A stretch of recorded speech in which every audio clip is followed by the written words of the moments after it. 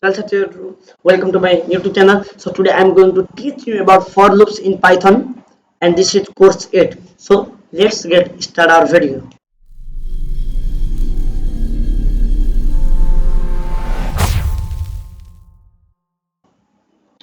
तो हेलो साथीहरु, आजको यस भिडियोमा म हजुरलाई for loops को जानकारी दिनेछु कि for loops भनेको कुनै पनि एउटा रिपिटेड एक्सन एउटा जनाउने एउटा फंक्सन जस्तो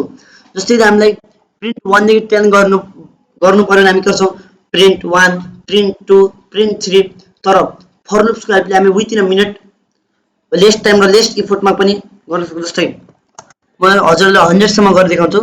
for I in range 1, 101 अब मैले 101 किन त्यो पनि बुझाउने छु यो आई के हो त्यो पनि बुझाउने छु अब हेर्न सक्नुहुन्छ यहाँ 1 देखि 100 सम्म आएको छ स्टार्टिङ भ्यालु 1 छ र एन्डिङ 100 अब आई भनेको एउटा भेरिएबल हो यो त हजुर सबैलाई थाहा छ भेरिएबलको काम के हो कुनै पनि भ्यालु स्टोर गर्ने र 1 भनेको इनिशियल भ्यालु 1 भनेको इनिशियल भ्यालु 101 भनेको एन्डिङ भ्यालु तर एन्डिङ भ्यालुमा यो प्रोग्रामिङले हामी जहिले नि 1 स्टेप बिगर राख्नुपर्छ जस्तै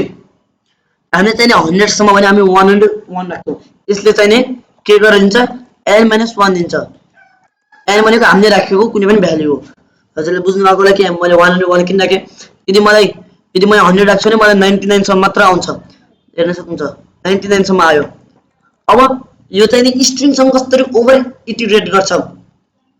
जस्तै for name in आयुष्मान भयो प्रिन्ट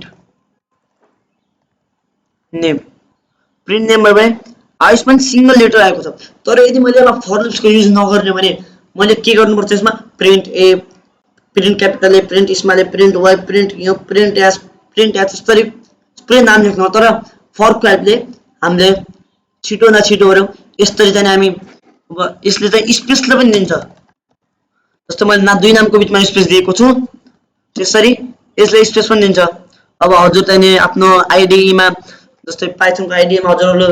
लङ सेन्टेन्स लेखेर पनि ट्राई गर्न सक्नुहुन्छ यसले लङ सेन्टेन्स लाई दिन्छ अब जस्तै लुप यदि यो लिस्ट को केसमा पनि सेम हो जस्तै 10 20 30 लाई गर्यो भने 10 20 30 लाई दियो नेम पनि सेम हो जस्तै म हजुरले लेटरबाट बुझाउने छु A B C यसले ABC लाई पनि दियो अब यो हजुर बुझ्नु भएको लागि यो कसरी काम गर्दो रहेछ for loops केको केसमा स्ट्रिङ को र लिस्ट को केसमा अब डिक्सनरी को केसमा भन्नुपर्दा जस्तो एउटा पर्सन एउटा म एउटा आइडेन्टिटी बनाउँछु डिक्सनरीमा मैले डिक्सनरी को पनि अलग्गै भिडियो बनाएको छु हजुरले सायद हेर्नु भएको होला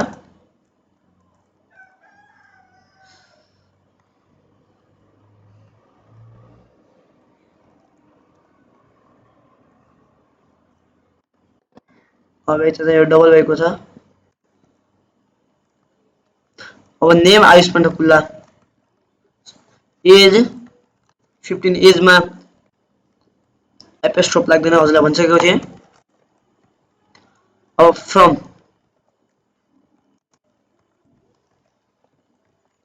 फ्रम टिकापुर अब म यसमा के युज गर्छु for key comma value in person dot items print key comma value अब हेर्नु सक्नुहुन्छ name Ayushman age 15 from Tikapur यो चाहिँ के भएको छ यो चाहिँ हाम्रो सामु आइसकेको छ अब यदि हामी यसमा for loops को युज नगर्ने भने के यदि हामी यसमा for loops को युज नगर्ने भने जस्तै प्रिन्ट पर्सन मात्र गर्यो भने यो आउटपुट हेर्नुहोस् यो आउटपुट र अघिको आउटपुट हेर्नुहोस् कति फरक छ यो चाहिँ के को लुप्स को हेल्पले मात्र भएको छ र यदि हामीले अब यसमा चाहिँ के चाहियो जस्तै के भनेको यदि हामीलाई खाली नेम मात्र चाहियो एज मात्र चाहियो भने हामी यसमा चाहिँ के गर्छौं अब हेर्न सक्नुहुन्छ अब हामी यसमा लेख्छौं for key in person dot keys print key name is from जब कि हाम्रो यसमा की पनि त्यही छ एउटा नेम छ एउटा एज छ एउटा फ्रम छ यदि हामीलाई कुनै पनि यदि हामीलाई थाहा पाउँछ भने जस्तै भ्यालुको केसमा पनि भ्यालुज लेख्ने पर्सन डट भ्यालुज भयो र यदि हामी यसलाई रन गर्छौं भने आयुष्मान 15 टिकापुर यो हाम्रो के भ्यालु साथीले बुझ्नको लागि यो फर लुप कसरी काम गर्दो रहेछ अब हजुरले त बुझ्नुहुन्छ यो चाहिँ हाम्रो एउटा सिम्पल के छ बिगिनर्सहरुको लागि चाहिए र यस फर लुप्सको सहयोगले चाहिँ धेरै काम गर्न सक्छ आजको लागि यति thanks for watching and subscribe for more videos related to ChatGPT, Python and website.